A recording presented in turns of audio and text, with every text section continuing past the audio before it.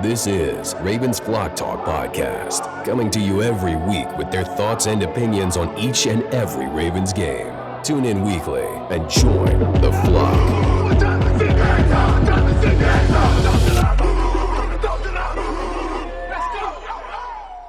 This is Ravens Flock Talk. I'm your host, Brandon, with my co-host, my dad.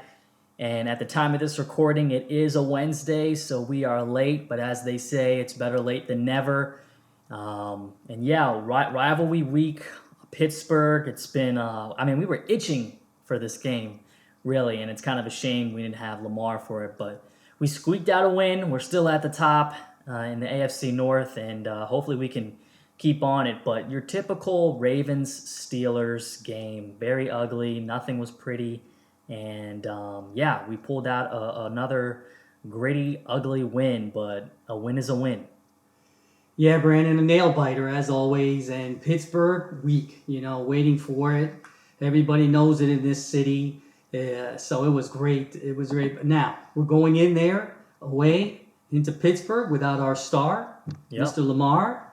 So we got a second-string quarterback, so to speak.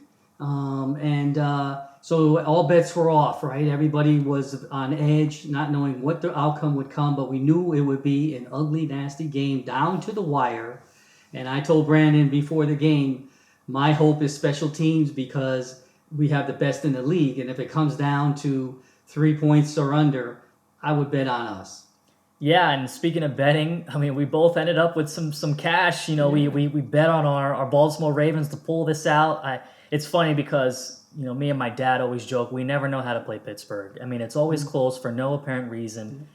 And you look at like Tom Brady's record against Pittsburgh. He's like he doesn't even consider them competition, Exactly. And for us, it's always been a struggle. But it actually made the win feel a little bit better. That we put some money on the line and ended up getting the result with the team that we root for. So it makes it even better, this win. And it's kind of like deja vu with Lamar.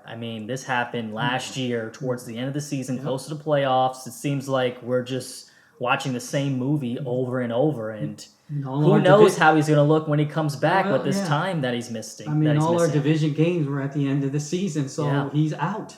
But going back to Pittsburgh, another great thing about that win is that we haven't won against Pittsburgh in 2 years. So they have bragging rights, and this game is all about bragging rights for Baltimore. Yeah, when it comes down to this division, it's just like it's very gruesome with the fan bases, and if you lose, all that week you're going to be mocked, you're going to be clowned on social media. So it's nice to hold that off for the week until the next week, but. Yeah, as you said, though, real quick, it's so crucial now because we're trying to hold off Cincinnati. And honestly, I'm not a pom-pom waving Ravens fan. I don't know if they can hold on with Cincinnati playing like they are. These games are getting close. These division games are going to be tough. It's going to be interesting because we're going to make the playoffs, of course, with our record 9-4. But, man, do I want this division title badly. And I'm kind of scared that if we lose one of these games, that's going to be it. The Cincinnati game might not even matter at the end. I was just going to bring that up about Cincinnati. In the rivalry now, they want it to be Cincinnati, right? Because they won the division last year. Yeah. But it's true now. But the rivalry, the physicality of the game, has always been Pittsburgh and the Ravens. So and you can't deny it. As you've always mentioned in the past too, whenever we play Pittsburgh, you can expect some guys being out the next game. So luckily, I didn't really see too many injuries. I can't really recall anything off the top of my head. I didn't even think about that, Brandon, as I watched the game. I think we got probably nicked up and banged up, but I don't see any major injuries. And this was the week for major injuries, for goodness sake. Especially when you look at the game plan. Obviously, this was your typical old school ground and pound, not really putting the pressure on your backup quarterback too much to go out and win the game. So the injury is Huntley, right, with a concussion. And that was key. That's major. But I'm thinking he's practicing this week, and hopefully he'll be in the game. We'll see. But I gotta say, I mentioned this too in the Ravens Facebook groups and got some flack for it, and some people agreed. This is where I don't agree with Roman. You have a backup quarterback. You obviously don't know when Lamar's going to come back. I get it. We like to run with our quarterback and our running backs and stuff, but you have to tone it back now because you can't risk him getting hurt. Yeah, the age-old question. Why was he doing You know how many hits he made on the sideline to try to get a first down that could have injured him? And quite honestly, that was one of the most vicious hits I've seen this year on a quarterback. So one of the most, but I mean, let's look around the league. San Francisco's on their third string, and they are trying to get they have the roster for a Super Bowl. The Jets, Mike White, he got, walloped, and he's probably going to have to wear a flak jacket the next game. So I mean, it's a lot of backup quarterbacks going on in the league right now, and unfortunately, we're in that same position. You would think Roman would be smarter with the play calling and try to, be smart until Lamar gets back. Yeah, I totally agree. And, J.K. was doing his thing, Brandon. Yeah, and he has him and Gus. So he has two of his premier running backs, and he's not utilizing them like he should and have Huntley, hand it off. I mean, he did, but the thing is like, I get you're going to run with him a few times, but man, I just feel like in this game, I just wouldn't even risk it. I know. I just wouldn't even, especially with Pittsburgh. Well, look who their third quarterback was. The third string was a rookie. Yeah. So I mean, you don't really have a choice. Some of these teams I watched this week didn't even have a third string quarterback on the field. They had some kind of offensive lineman that was played in high school. Plus, you got Kenyon Drake, even though he had one carry, and of course that carry he fumbled it. Yeah. Short yardage plays, you could always give it to Ricard. That's one thing that bothers me with Roman too, whether it's Huntley or Lamar out there. If it's a 3rd and 1, a 4th and 1, why are we trying to get it with the quarterback? I know. Why? You've been waiting for these running backs to get healthy. Gus, right. J.K., right? You have Drake as your backup. Yep. To fill in the spot whenever your premier running backs get hurt. Use these guys. Use a Ricard. Don't use your quarterback. Yeah, you got a fullback that's 300 plus pounds. Why are you using your quarterback? And in fact, I remember him on I don't know if it was 4th and 1 or 3rd and 1. He was dragging 2 and 3 people to the first down. It's almost like automatic when it comes to it. So happen like that in those situations. Use them for goodness sake, Roman. So we still are on. I'm telling you, I can't give full praise to Roman on his play calling. It's so predictable. So run, pass. Again, he's starting to do that this year. And, not getting good yardage on first down to make it a little easier on the offense. So, he had a good game plan. I will say he has flashes, right? And in the end, when he called a key play to win the game, he made the right call. So. Yeah, while you mentioned that, on that call, me and you were shocked that he didn't give it to J.K. as hot as he was. J.K. 120 yards, 15 carries, and a touchdown. Majority of that yardage was on the drive where he had the breakout run, and he ended up finishing it off later. But I guess you could say if J.K. was out there, it kind of would have been like everybody and their mother knows that he's going to get it. So the play was designed off tackle, and the fake was just phenomenal.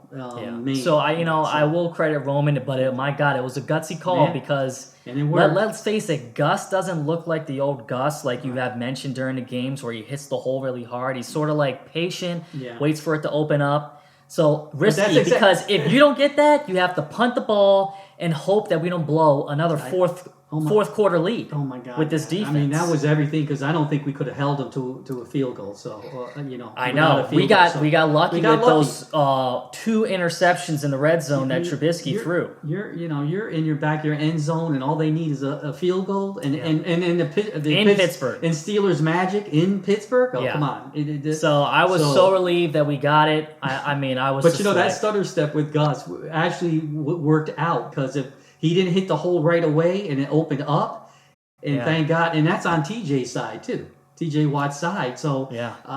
To even run to his side was crazy to me. But it worked out. How our season's been going with blowing leads. You kind of expected us not to get it, so I was kind of shocked, and I was honestly waiting. I was also waiting for is there going to be a flag, a holding, to negate this, and then we're going to of course have to punt it because God knows we're not going to get the first down after that. So, I mean, cross your fingers, we got it. And we squeaked out of there with a win, but it serves us right because we had some heartbreaking losses in Pittsburgh. Yeah. That 2-point conversion, I think of, that Watt ended up. Watt last year. No, it was near Watt, but Andrews just tipped short, it just exactly. A little short. Games that we should have won. So it serves us right that we get this. The good news year. is Huntley was getting that experience in that kind of a critical situation. So hopefully, he's learning like that as Lamar is still. Yeah. And it's just so sad to see Lamar go down last week because we had started trying to get gelling with our running backs and our receivers with him, and then boom, this happens, and now it changes the complexion of the game and how the game is called. Yeah. And just really quick to hone in on the quarterbacks, as you mentioned, Tyler 8 for 12, 88 yards, QBR 45. His game was cut short because of the injury, but at least no turnovers by him or the backup. This you win and lose on turnovers, and luckily we got those 3 and somehow only squeaked out with a 2-point win. But then again, you are with a backup quarterback, so I'm just glad that we were able to not turn the ball over, and that ended up being the reason why we won. So. Tyler, hopefully he gets healthy and can get more reps in next game until Lamar gets back. Anthony Brown only had 5 throws, three completions. He had a big one on 3rd down to Andrews.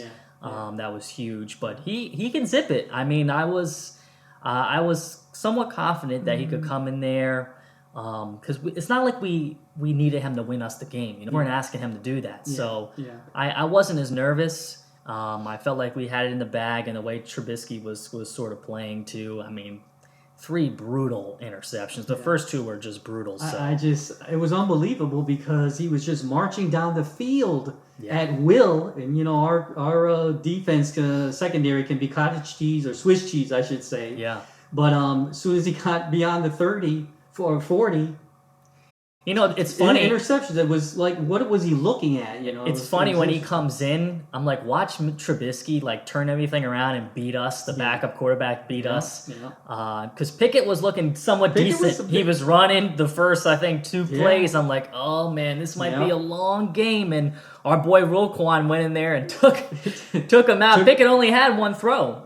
So I mean, he went out of the game early. I was waiting for that Roquan moment where he just blew it up and became the man, and that was a huge play to take him out of the game. And it's your typical play where Queen is right in his face, can't wrap him up, and then Roquan cleans up his work. Not only did he finish the job, he finished the quarterback. I mean, it was like a WWE slam. But those 2 came up with 2 huge picks. I mean, those. That's at least 6 points for Pittsburgh right there. That changes the outcome of this game. So, not to bag on Queen, he had a crazy catch. He fell hard on his back. I am surprised he even caught it because, in previous episodes this year, we got on him for not catching. They even talked about post game in the locker room. He said, "No, don't make fun of me anymore for dropping passes because don't get cocky." But I'm just saying that was a phenomenal interception, especially by him, who's known for dropping passes. And then Marcus Williams comes back after. Man, we haven't seen him since week 4, 3, something. And I get it was an easy interception, but with this secondary, we will take anything because we'll dive into that. But it's so good to see him back. We need him back there. It's just amazing these guys like him can come back after so many weeks and have an interception we've been thirsting for forever in these games, right?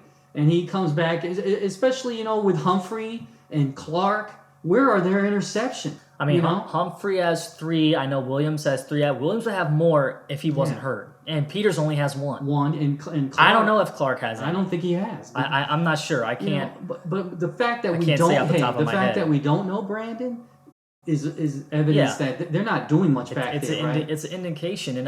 And what I don't like in the zone is that they are so far off in that zone that they're giving away at least 6 to 8 yards a play.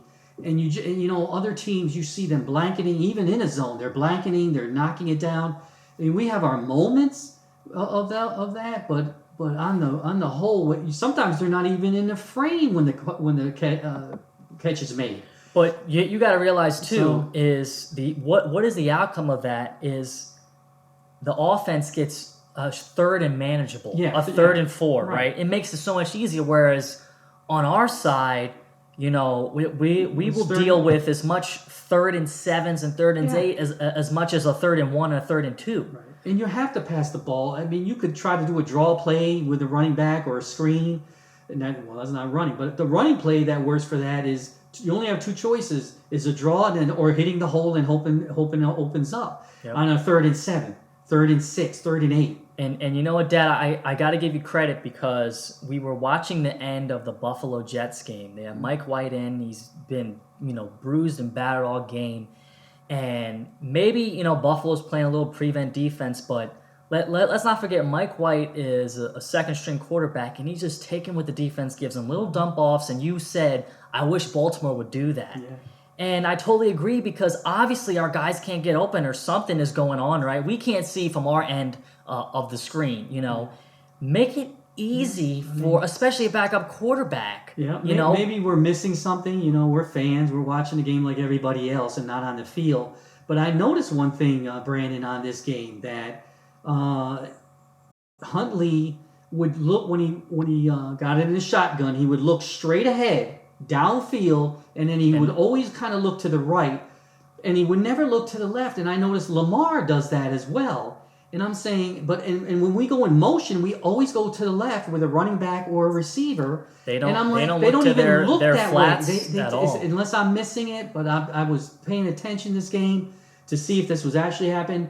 So subscribers, if you see it, comment on it because I'm noticing a trend with the quarterbacks not looking to the left.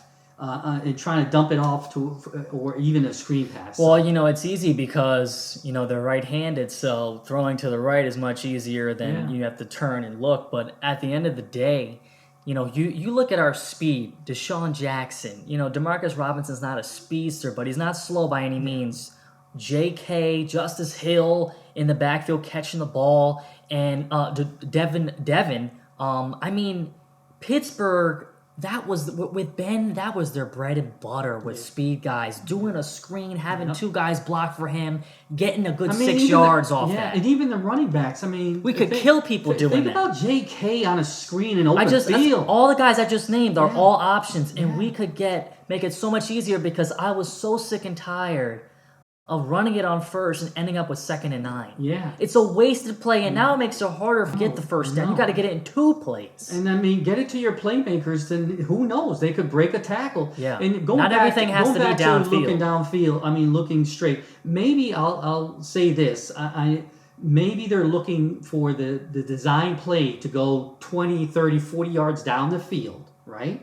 Okay, I give you that. You're looking down the field. Once you see that's not going to develop quickly, you have to at least look to your left, look to your right for your other options. It makes me miss the days when we had Flacco and nothing was down there. You knew automatically he was going to Ray Rice. He was going to dump it off to Ray. Yeah. And Ray will get you a good 3-4 yards. 3-4 or more. Which makes the play not dead. At least you got something out of it. The thing I like about that, to a running back versus a receiver that's a speedster, a running back is used to taking contact, and he could break a tackle and go down. And he's not going down easy. He's a running back. Either that or he can make a guy miss. Yeah, that's what I'm saying. J.K. is obviously capable. Ray Rice did it back in the day. That's their job. That's their job to make people miss and have physical contact. Receivers, they don't want contact like that. And since we don't have that number one guy that we've been talking about for I don't know how many years, we got to make it easier for ourselves. We have to do. go as a unit, because obviously lately we can get the ball to our best receiver, even though he's a tight end, is Andrews. Yeah. He's not catching the ball anymore. Yeah. So, I mean, something's going on. You have to switch up something. And it's just little tweaks like that I wish they would do, especially with the personnel that they have. You have to work with what you have, and let's make it easier for ourselves. You're not going to get those one-on-one catches where you can, like Jalen Hurts can just throw it up to A.J. Brown. We can't do that. Yeah, we don't have those We don't guys. have that kind of guy. Or a DeAndre Hopkins. The only person you know? is Andrews that can really go up and take the ball away. Yeah. So talk about, special teams. What was the biggest play on special teams, Brandon?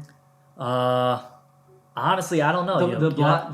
Oh, yeah. Calais. Yeah. I mean, that was huge. In fact, he got special teams player of the game. Yeah. Not special teams, but I forget what it was. It reminds me of his big blocked kick against the Colts. Who was it? Yeah, I can't remember. And that ended up saving us the game. And same thing with this game. I mean, that was huge. And all the momentum was on our side after that. Pittsburgh was just like, we can't get points to save our life. I heard he has the most blocks of any active player in the league.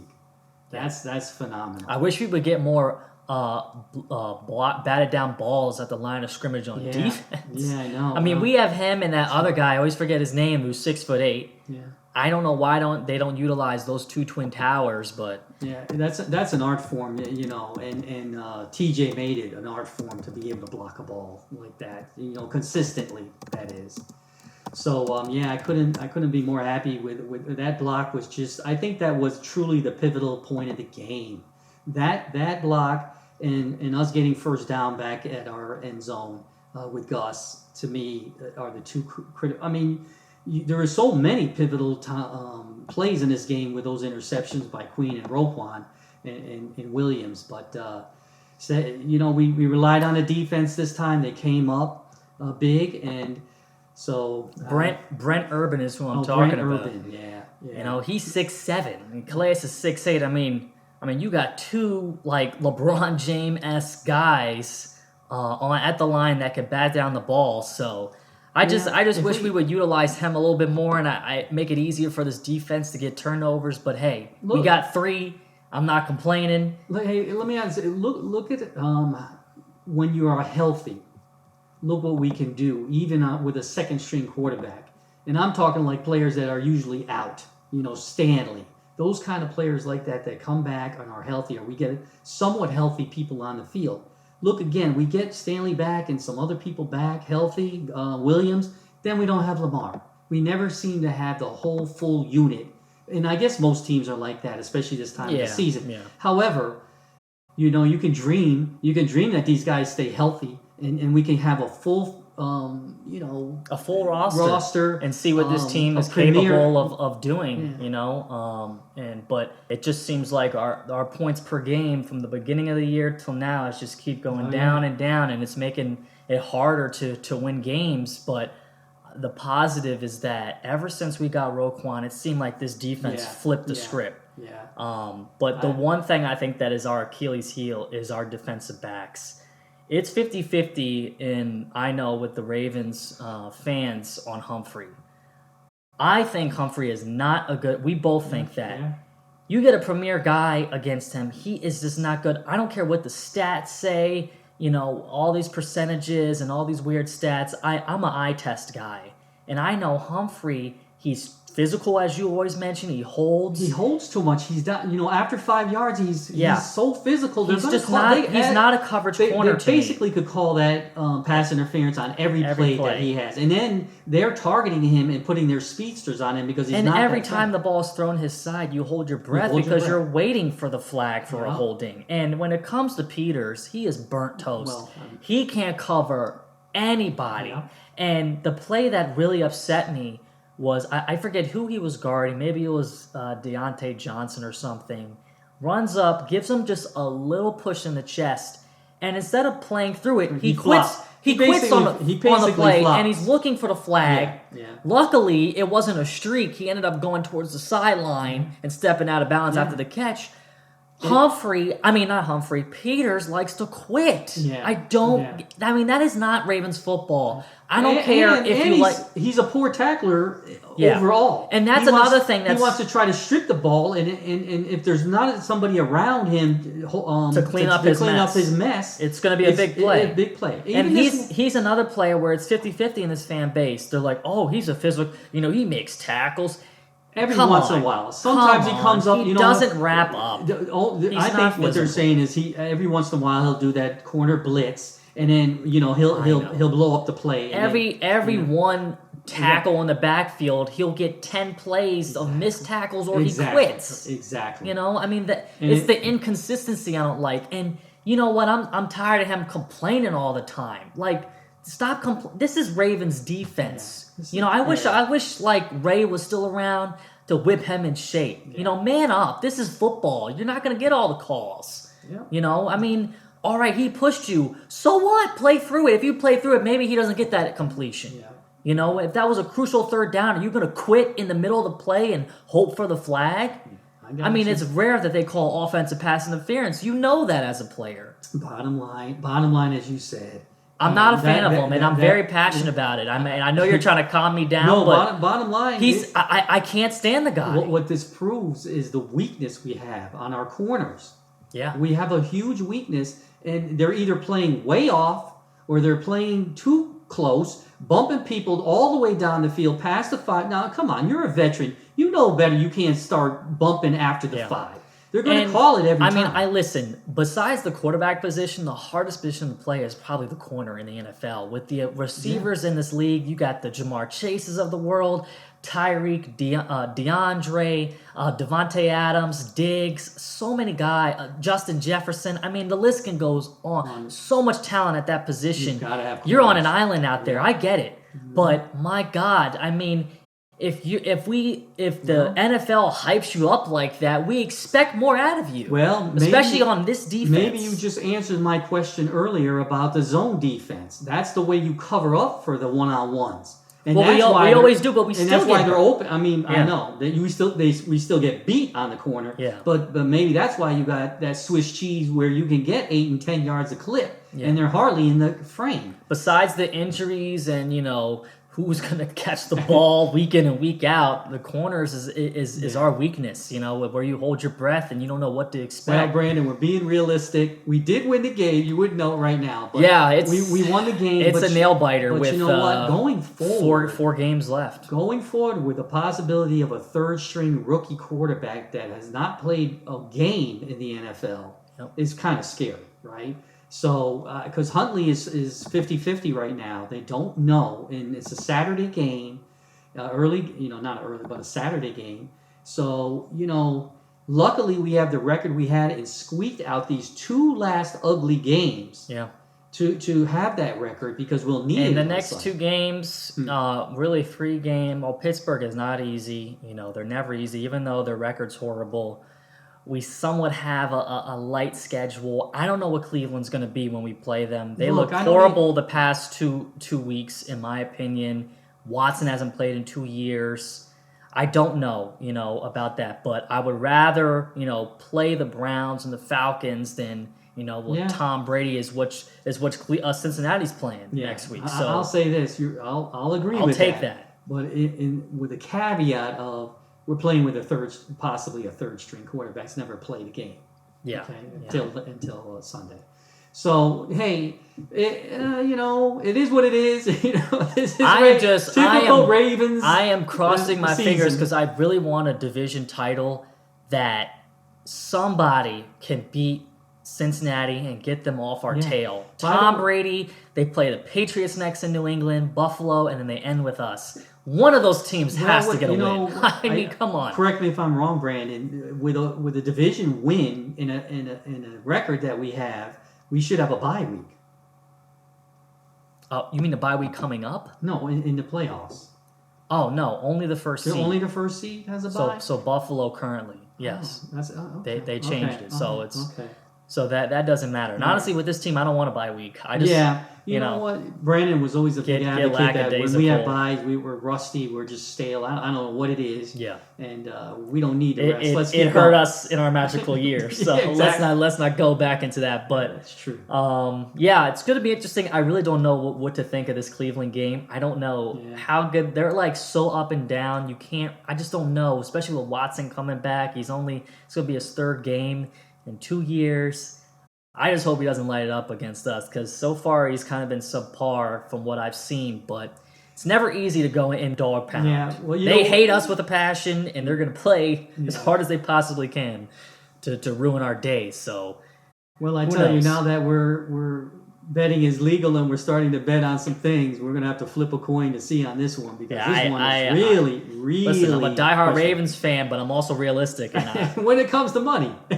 If I were to bet, it would just be the money line, no spread, because God knows, us with points is tough to come by. But we'll see. We'll see. Hopefully, this defense can pull it out again for us, and the offense can give us some breathing room, so it's not so tense, and we don't have to just rely on a turnover, because it's tough to get turnovers in this league.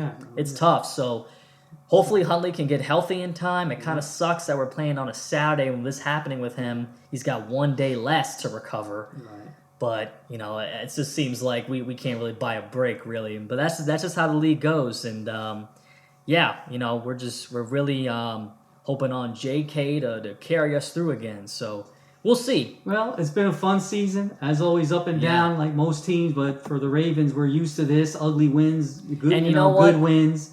But hey, it's been a season perfect for this podcast too, because we're in contention. Every week you don't know what to expect. Right. I mean, can you imagine just the pot? I mean, if we were like Detroit, I don't know. Is it like a Detroit? Well, Detroit's actually doing good. I can't even say. I'm trying to think. What if we were like the Jaguars or Houston, 1-10 or whatever. Houston's a good one. It would be tough to go in and talk about the same thing. Talking on we suck. We're not going anywhere. We have no option. Let's talk about the draft. Let's talk about next year. Exactly. No. So on a podcast-wise, it's been great. I mean, this season. But you know what? I can kind of expect that with the Ravens. They are a heart attack team to root for. But Heart Attack City, that's a good you never know what to expect. Take your heart attack pills, fans. Yes, so we will have your episode in Cleveland and hope for a win and keep this first place division title alive. Keep this dream alive. And come on, Tom Brady. You had a rough game. Bounce back and beat Joe Burrow. You got this, man. You should be really pissed right now. This is the one time I'm rooting for you, Brady. Can you believe Come on, man. That Ravens got to root for I know. Brady? Come on, you old man. You can do it. Tampa Bay. All right. So thank you for tuning in. Please comment and subscribe. Hey, refer to a friend who's a fellow Ravens fan as well. So shout outs to Fred on the podcast. Shout outs to our friends for tuning in. We really appreciate it. We will tune in next week.